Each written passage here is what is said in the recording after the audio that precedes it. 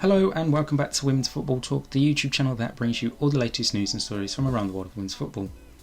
And welcome to our fourth instalment of the WSL previews. Today we are looking at Bristol City. Now last season the Robins finished first in the Championship and obviously won promotion back to the WSL after a few years away from when they got relegated. Now this is obviously a much changed team since they were relegated from the WSL though a couple of seasons back, but as many people will probably expect a newly promoted side to be amongst the relegation battle and be the favourites to go down. However, there are some players that I do really like the look of in this team. First being goalkeeper Fran Bentley, absolutely fantastic in goal for Bristol City last season, winning the Championship's Golden Glove and just looks absolutely brilliant. If we look up front, the duo of Abby Harrison and Shania Hales absolutely tore up the Championship last season, looked absolutely brilliant throughout the whole season, and I think they're going to cause a few problems to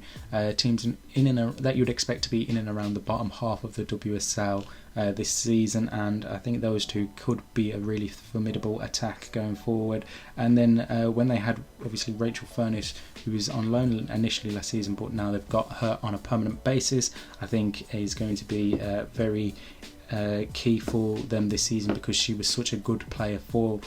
Bristol City last season in the Championship. Can she obviously emulate that back in the WSL with them is obviously going to be a lot of questions asked there. Some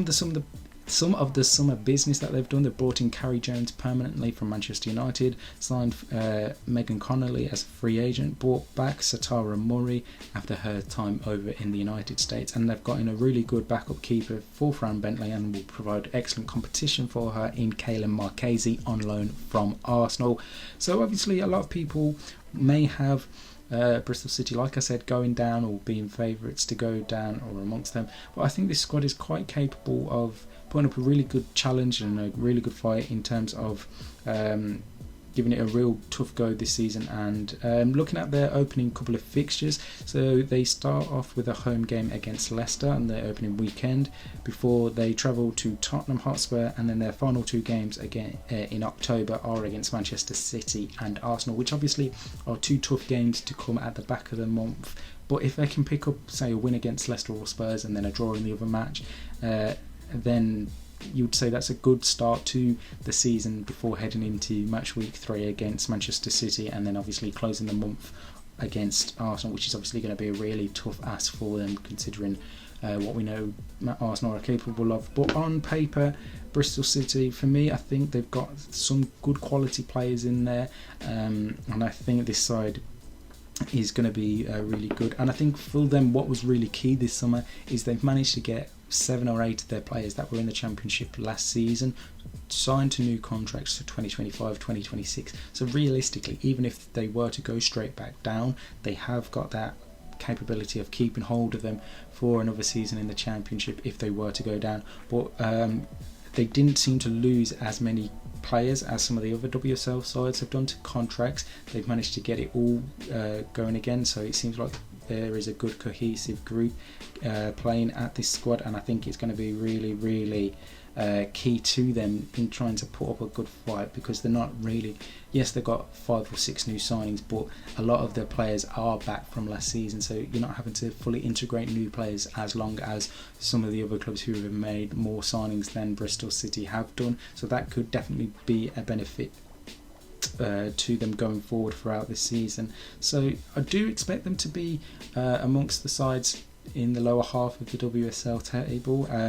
but I think it's one where you could definitely say, well, here's their arguments for staying up, here's their arguments for going down, this, that and the other. As many people will say throughout this course of the season, it's obviously going to be a tough ask for them to do much better than a 7th, 8th position realistically because of the quality of the other sides, but I do think